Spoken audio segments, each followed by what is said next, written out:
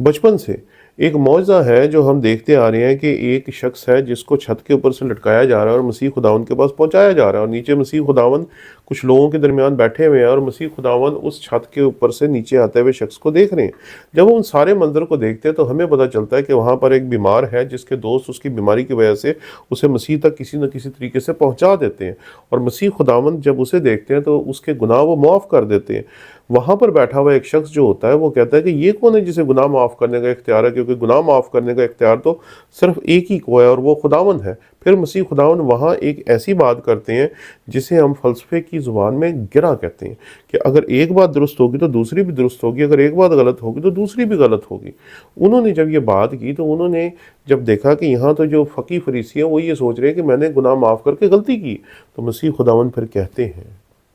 उठ, अपनी चारपाई उठा और चल फिर।